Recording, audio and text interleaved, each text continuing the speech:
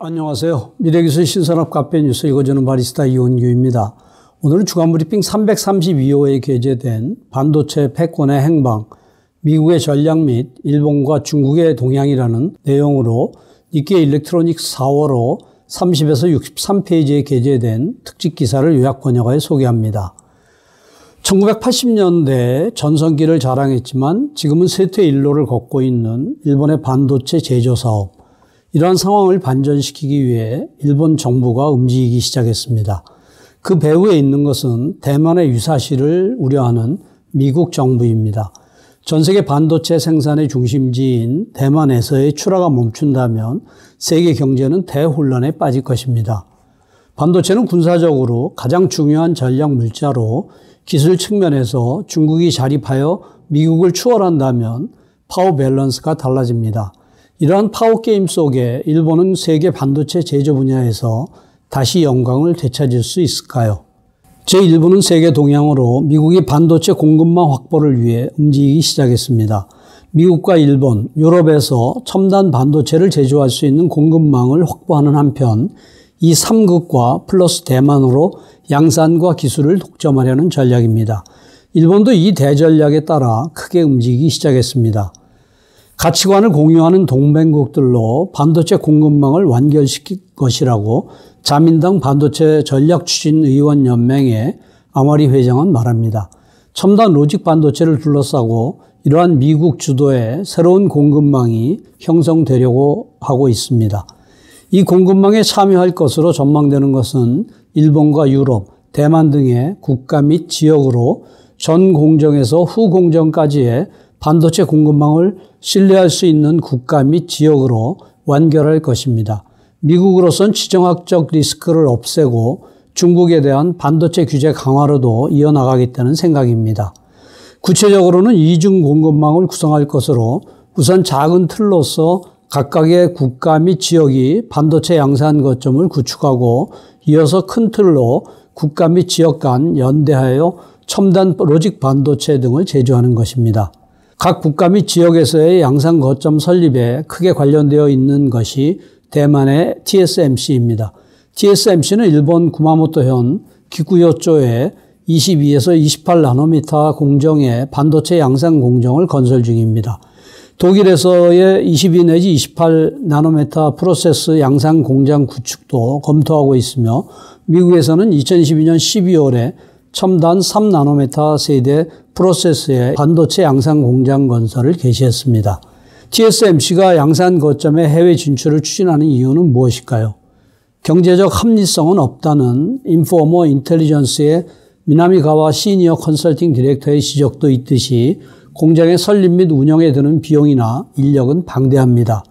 TSMC로서는 어느 정도 경제적 합리성에 맞지 않아도 대형 고객인 애플이나 AMD, 퀄컴, 엔비디아와 같은 미국 기업들이 안고 있는 지정학상의 우려를 해소할 필요가 있는 것이죠. 대만은 세계 첨단 로직 반도체 시장에서 약 90%의 점유율을 차지하고 있습니다. 양산 거점이 한 곳으로 집중되어 있는 상태는 지정학적 리스크가 너무 높습니다. 애플 등 미국 대기업들의 입장에선 대만 유사시 첨단 반도체를 입수할 수 없게 되는 리스크는 피하고 싶을 것입니다. 실제로 TSMC의 웨이 CEO는 TSMC의 구마모토 공장 설립에 대해 2022년 12월 대만에서 개최된 세미나에서 중요 고객인 소니그룹과 소니그룹의 고객인 애플의 요구에 따른 것이라는 취지의 말을 했다고 복수의 대만 언론들이 보도했습니다.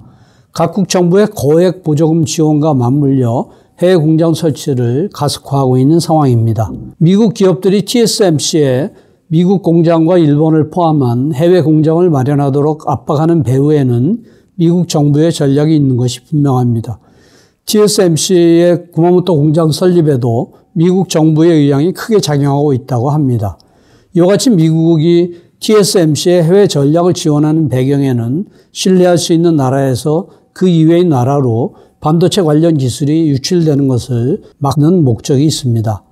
첨단 공장 주변은 인재, 제조 거점, 연구 개발 거점을 끌어들입니다.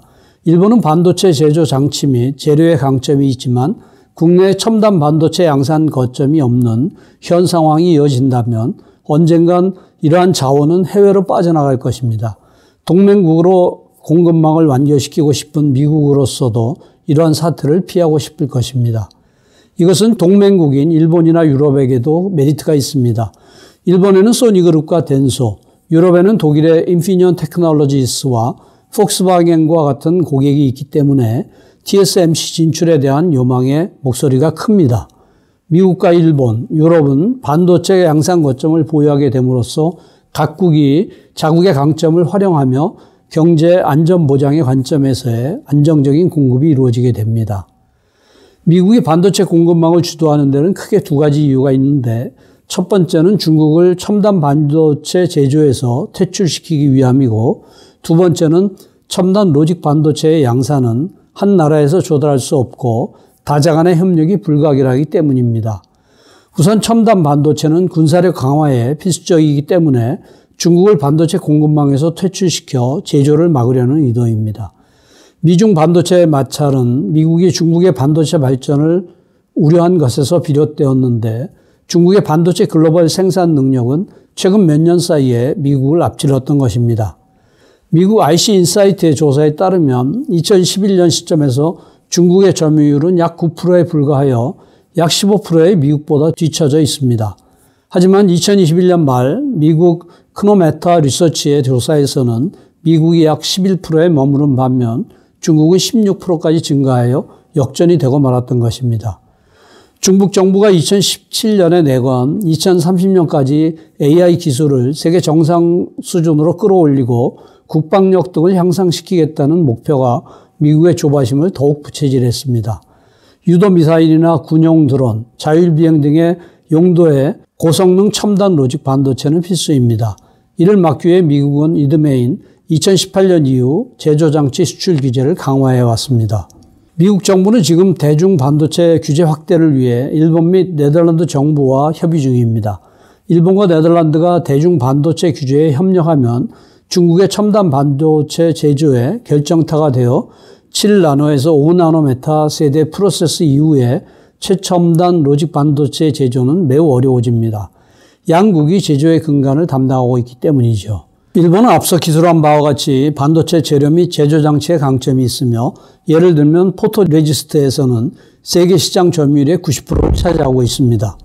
네덜란드 기업인 ASML은 첨단 로직 반도체 제조에 필수적인 EUV 노광 장치를 제조합니다.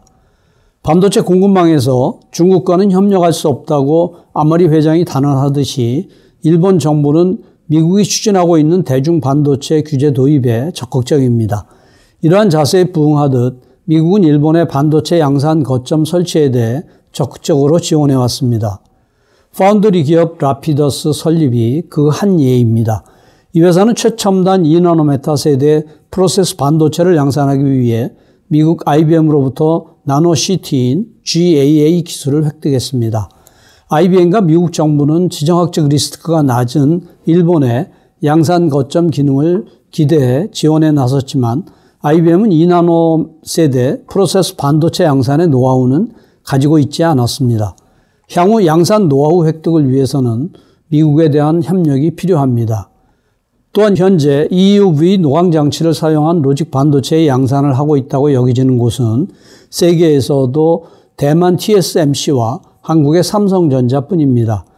중국의 SMIC가 7나노 세대 프로세스 제조 기술을 확립했다고 보도되었지만 이것들은 불화 아르곤 액침 노광 장치의 더블 패터닝으로 제조된 것으로 보여 비용이나 작업 효율과 같은 생산성을 고려하면 양산화는 어렵다고 합니다.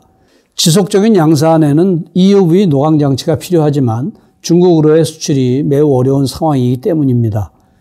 첨단 로직 반도체 양산이 다자 간 협력이 불가피해진 현 상황이 새로운 반도체 공급망을 형성하는 또 다른 이유라고 할 수 있습니다.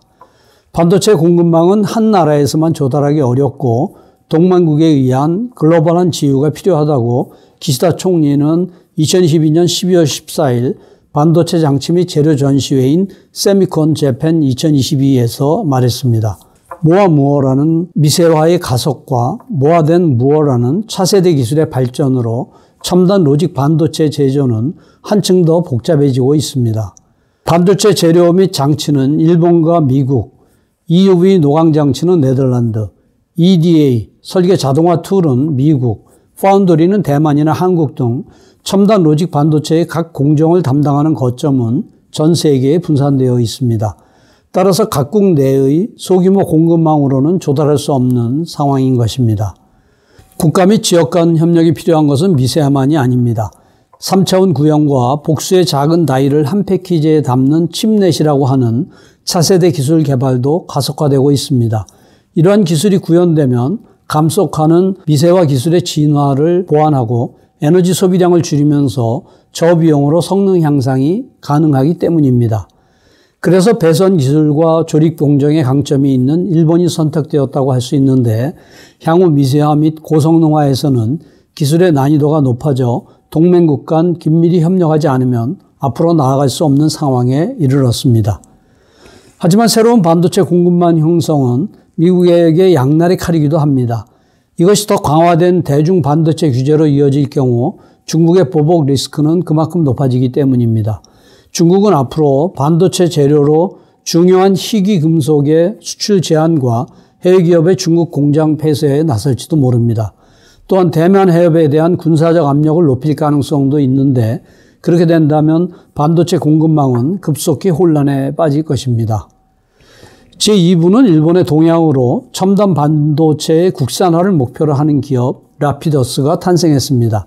라피더스는 설립되자마자 EUV 노광장치 확보를 목표로 미국 IBM과 벨기에 연구기관 아이맥의 협업을 잇따라 발표했습니다. 제3부는 중국의 동향으로 미국의 대중 반도체 규제가 상당히 강해지면서 2022년 10월에는 첨단 제조장치 수출에 엄격한 규제를 가했습니다. 중국은 더 이상 첨단 프로세서를 제조할 수 없게 될 것인지, 그리고 일본의 반도체 산업에는 어떤 영향을 미칠 것인가. 이상으로 요약 소개를 마치며 보다 상세한 내용은 센터 홈페이지 hati.sne.ac.kr의 미래기술 신산업 코너를 참고해 주시기 바랍니다. 다음 주에는 PFR의 소비자 로봇 시장 참여, 가정 내 운반 플랫폼 겨냥이라는 내용을 소개하겠습니다. 감사합니다.